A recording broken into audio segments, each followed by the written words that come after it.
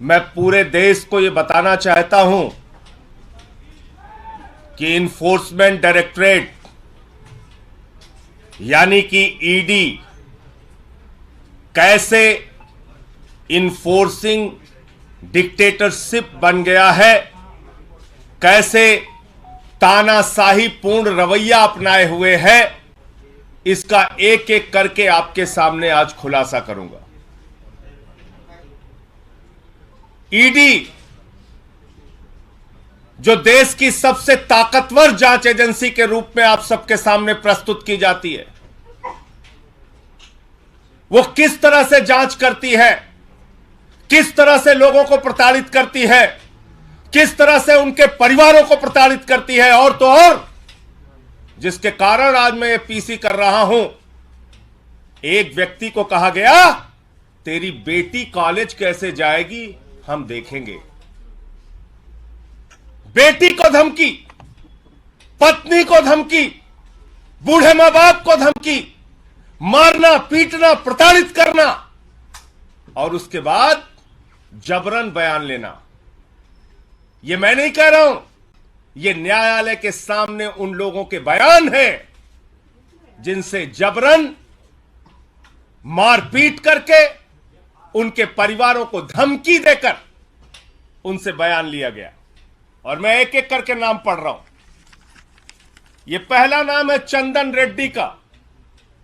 यह चंदन Reddy high court में petition करते हैं, माननीय उच्च न्यायालय में याचिका दाखिल करके ये बताते हैं कि ईडी ने इनको मारा, इनको पीटा, इनके परिवार को धमकी दी और कहा जैसा हम कहते हैं वैसा लिख, वरना तेरे परिवार का वो अंजाम करेंगे तो कहीं मुंह दिखाने लायक नहीं रहेगा। ये सारी बातें इसने लिखी। और इतना ही नहीं, इस चंदन रेड्डी को इतना पीटा गया, इतना मारा गया, इतना मारा गया कि इसके दोनों कान के पर्दे फट गए। दोनों कान के पर्दे फट गए। मार मार के, प्रताड़ित करके, ईडी का जो हिटलर शाही का गैस चैम्बर है, मैं कहूंगा, वहां पर 3rd डिग्री टॉर्चर इस व्यक्ति को देकर जबरन इससे साइन कराया गया। और उसके बाद जब यह व्यक्ति कोर्ट में जाता है तो अपने सारे दुखड़े माननीय न्यायालय के सामने इसने बयान किए। कैसे इसका बयान लिया गया ईडी में, कैसे इसका बयान लिया गया ईडी के अंदर। और ये इस व्यक्ति की डॉक्टरी जांच है, जो डॉक्टरी जांच की कॉपी मैं अभी आपको दूंगा। ये दोनों डॉक्टरी जांच ये कहती है कि चंदन रेड्डी को मार मार के उसके कान के पर्दे फाड़ दिए गए, उसको सुनाई नहीं दे रहा है। ये डॉक्टरी की जांच आपको देता हूं। ऐसे कर रही ईडी इन्वेस्टिगेशन। पहला आदमी चंदन रेड्डी, दूसरा अरुण पिल्लई। अरुण पिल्लई वो शख्स है जिसकी पत्नी को, बेटी को, परिवार को धमकाया गया, डराया गया। ईडी ने बयान लिया और बयान लेने के बाद यह शख्स कहता है, न्यायालय में लिखकर देता है, माननीय न्यायालय के सामने कहता है, मुझसे जबरन झूठा बयान ईडी ने लिया, मुझसे जबरन झूठा बयान ईडी ने लिया। अरुण पिल्लई। तीसरा व्यक्ति समीर महेंद्रू। समीर महेंद्रू, इसकी पत्नी को बुलाकर गिरफ्तार करके रखा गया, धमकाया गया, डराया गया, परिवार को प्रताड़ित किया गया। झूठा और जबरन बयान ईडी के द्वारा लिया गया। ईडी ने झूठा और जबरन बयान समीर महेंद्रू से लिया और इसने किसी और के सामने नहीं, माननीय न्यायालय के सामने, माननीय न्यायालय के सामने समीर महेंद्रू ने लिख कर दिया कि जज साहब, हमसे तो जबरन झूठा बयान लिया गया। समीर महेंद्रू। तीसरा नाम चौथा नाम भूषण बेलगावी। भूषण बेलगावी, इस व्यक्ति से भी ईडी ने प्रताड़ित करके झूठा जबरन बयान लिया और इसने किसी और को नहीं, जज साहब को जाके कहा, न्यायाधीश महोदय, माननीय न्यायालय हमारी रक्षा कीजिए, हमसे ईडी ने झूठा जबरन गलत बयान लिया। पांचवा नाम मनास्वामी प्रभु ने, इससे भी ईडी ने जबरन झूठा जबरदस्ती का बयान लिया और बाद में इसने भी न्यायालय को लिख के दिया, किसी और को नहीं, ध्यान दीजिएगा मेरी बात को, माननीय न्यायालय को लिख कर दिया कि न्यायाधीश महोदय, जज साहब, मुझसे ईडी वालों ने जबरन झूठा जबरदस्ती प्रताड़ित करके बयान लिया। छठवां नाम राघव रेड्डी, ये राघव रेड्डी छठवां नाम। राघव रेड्डी इसने न्यायालय के सामने जाकर कहा कि न्यायाधीश महोदय, हमको तो दबाव बनाया जा रहा है राजनीतिक नेताओं के नाम लेने के लिए, हम पर दबाव बनाया जा रहा है राजनीतिक नेताओं के नाम लेने के लिए। मैं पूछना चाहता हूं, किसके इशारे पर ईडी काम कर रही है? किसके दबाव पर ईडी काम कर रही है? किसके डायरेक्शन पर ईडी काम कर रही है? क्योंकि एक बहुत चौंकाने वाली बात इनके हाई कोर्ट के पिटीशन में लिखी हुई है, चंदन रेड्डी के। क्या कह रहे हैं ये? कह रहे साहब, ईडी के अधिकारियों ने तो मारा पीटा, कान के पर्दे फट गए, वहां कुछ ऐसे भी लोग थे जिन्होंने हमको मारा पीटा, जो ईडी के ऑफिशियल्स भी नहीं थे। ऐसे लोग थे जो ईडी के अधिकारी नहीं थे, उन्होंने भी हमारे साथ मारपीट की। कौन से लोग हैं? किस पार्टी के गुंडे ईडी के दफ्तर में जाके लोगों के साथ मारपीट कर रहे हैं? कौन से लोग हैं जो ईडी के दफ्तर में जाते हैं, पूछताछ करते हैं, मारपीट करते हैं और जबरन बयान लिखवाते हैं? इसका खुलासा होना चाहिए। माननीय हाई कोर्ट के सामने यह याचिका पड़ी है। इसके साथ साथ मनीष सिसोदिया जी के पीएस रिंकू, आप जानते हैं कानून में नियम है, किसी को भी बुलाओ, नोटिस दो, पूछताछ करो, कैमरे में पूछताछ करो और सारी जानकारी ऑन पेपर रखो। ईडी हवाई डिपार्टमेंट हो गया है। फोन करता है, बुलाता, आजा, बैठ इतने घंटे, जा घर जा, फिर आजा, बैठ सुबह से शाम तक, फिर घर जा। आप गुंडागर्दी करके, धमका के, डरा के, कान के पर्दे फाड़ के, तेरी बेटी कॉलेज कैसे जाएगी, इस तरह का बयान देके जांच कर रहे हो? इस तरह का बयान देके जांच कर रहे हो? मैं देश के प्रधानमंत्री से पूछना चाहता हूं, आपने बेटी बचाओ बेटी पढ़ाओ का नारा दिया है, बेटियों के नाम पर धमकी दी जाएगी तो कोई आदमी तो अपने प्राण भी दे सकता है, कागज पे दस्तखत करना तो बहुत दूर की बात है।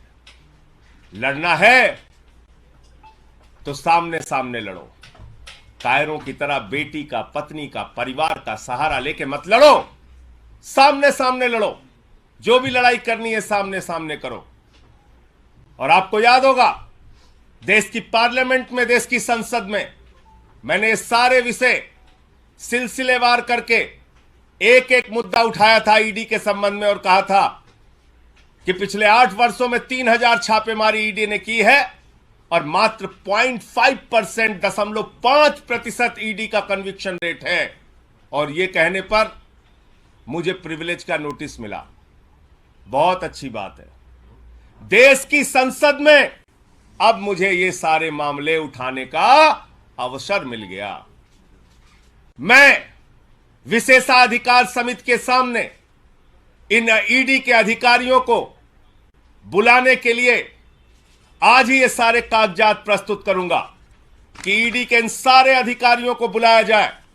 विशेषाधिकार, संसद की विशेषाधिकार समिति के सामने मैंने जो मामला पार्लियामेंट में उठाया था, उन आरोपों को ये सारे कागजात 100%, मैं तो कहूंगा 100% से ज्यादा सिद्ध करते हैं कि ईडी राजनीतिक दबाव में जबरन झूठा मामला बनाती है, सरकारों को बदनाम करती है, सरकारों के ऊपर झूठे आरोप लगाती है। शराब घोटाला जैसी कोई चीज, उसका कोई सिर पांव है ही नहीं। जिन लोगों के जबरन बयान लेकर ईडी ने ये सारे मामले बनाए हैं, वो तो न्यायालय के सामने जाकर कह रहे हैं, हुजूर हमें तो मारा जा रहा है, हमारे तो कान के पर्दे फाड़ दिए जा रहे हैं, हमारे परिवार पे दबाव बनाया जा रहा है, हम पे दबाव बनाया जा रहा है और झूठे बयान लिए जा रहे हैं। बहुत अच्छा है, अब देश की, भारत की संसद की, पार्लियामेंट की विशेषाधिकार समिति के सामने जिसने मुझे नोटिस दिया है, ये सारे विषय और मामले मैं रखूंगा और इन सारे अधिकारियों को वहां बुलाने के लिए बोलूंगा कि इन सबको बुलाया जाए और पूछा जाए कि हाई कोर्ट से लेके और न्यायालयों में जो इनके खिलाफ शिकायतें की गई हैं उसके तथ्य, उसकी सच्चाई, उसकी हकीकत क्या है। मुझे इतनी बात कहनी थी। आपका कोई मुद्दा हो, कोई बातचीत हो, कोई सवाल हो, जिन लोगों ने पेटिशन लगाई है, क्या वो सभी आरोपी जो है आबकारी नीति से जुड़े हुए हैं या अन्य अन्य मामलों में भी हैं? ये सारे आबकारी नीति के जो बयान लेकर झूठा मामला ईडी खड़ा कर रही है, ये उससे संबंधित है। ये सारे मामले जो आप लोगों को बताया जाता है, घोटाला घोटाला घोटाला, उस घोटाले में कितना गड़बड़ झाला है, ये सारे बयान इस बात को साबित करते हैं। ये सारे बयान, ये सारी मेडिकल रिपोर्ट, ये हाई कोर्ट की याचिकाएं इस बात को साबित करती है कि घोटाला जैसी कोई बात नहीं। दरअसल गन पॉइंट पे, कान के ऊपर कनपट्टी पे बंदूक लगाकर ईडी, हिटलर के गैस चैम्बर में पूछताछ करके ईडी, ये सारा कुछ मामला झूठा और बेबुनियाद बना रहा है।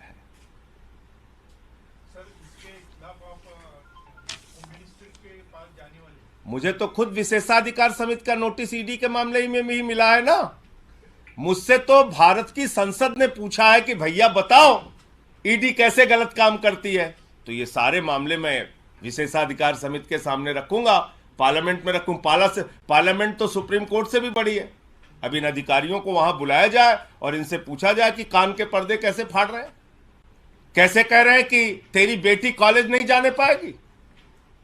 ये बोल सकता है कोई ईडी का दफ्तर, कोई ऑफिसर, कोई अधिकारी? ईडी के दफ्तर में कैसे बिना नोटिस के किसी को बुलाया जाता है?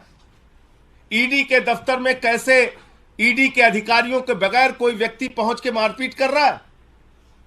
ये छोटे आरोप है क्या? और ये हाई कोर्ट की याचिका है और ये डॉक्टरों की मेडिकल रिपोर्ट है चंदन रेड्डी के मामले में। ये सारे कागजात मैं भी आपको उपलब्ध करा दे रहा हूं, और किसी का कोई प्रश्न हो तो पूछ सकते हैं। आपको लगता है कि मनीष सिसोदिया के मामले में भी इस तरीके की हरकतें ईडी कर सकती है जिस तरह का आरोप आप लगा रहे हैं? भैया ये आबकारी से जुड़ा ये मामला है। मनीष सिसोदिया के साथ भी ऐसा कुछ उन पर भी दबाव बनाया जा सकता है, किसी का नाम लेने के लिए? देखिए सबके ऊपर अरे भाई मैंने तो आपको बताया ना, कान के पर्दे फाड़ रहे हैं, मार रहे हैं, पीट रहे हैं, 3rd डिग्री टार्चर दे रहे हैं, तो मनीष सिसोदिया को भी ऐसे टार्चर कर सकते हैं, बाकी लोगों को भी ऐसे टार्चर कर सकते हैं, मार पीट सकते हैं, क्यों नहीं कर सकते? संजय जी दबाव क्या सबके साथ कर रहे हैं, दबाव बनाया जा रहा है। मैं फिर से दोहरा दे रहा हूं आपको सुनना। मनीष सिसोदिया का नाम लेने के लिए भी दबाव बनाया गया और ये जितने आरोपी हैं जिन्होंने ये इसमें साफ साफ लिखा हुआ है इस चंदन रेड्डी की याचिका में कि मेरे ऊपर मारपीट करके, कान का पर्दा फाड़ के, परिवार को धमकी देकर ऐसे कागजात पे दस्तखत कराए गए, ऐसे कागजात पे हस्ताक्षर कराए गए जिनके बारे में मुझे कोई जानकारी नहीं। राघव रेड्डी ने कहा है कि मुझसे राजनीतिक नेताओं का नाम लेने का दबाव बनाया जा रहा है। राजनीतिक नेता कौन है सारे लोग जानते हैं। संजय जी सवाल ये है कि जिस तरीके से भाजपा के कुछ नेता मुख्यमंत्री का नाम ले रहे हैं, तो क्या आपको शंका है कि मनीष सिसोदिया पे भी ऐसा दबाव बनाया जाएगा मुख्यमंत्री का नाम लेने के लिए? देखिए ये प्रमाण इस बात को कहते हैं कि ईडी की पूरी इन्वेस्टिगेशन, ईडी की पूरी जांच कूड़ेदान में डाल देनी चाहिए। ये सारे आरोप, ये सारे कागजात, न्यायालय के सामने इनके द्वारा दिया गया आवेदन, इनकी याचिकाएं चिल्ला चिल्ला के ये कह रही हैं कि ईडी झूठा, फर्जी, बेबुनियाद मुकदमा दिल्ली सरकार को बदनाम करने के लिए, केजरीवाल जी को और आम आदमी पार्टी को बदनाम करने के लिए बना रही है। ये सारे कागजात चिल्ला चिल्ला के कह रहे हैं।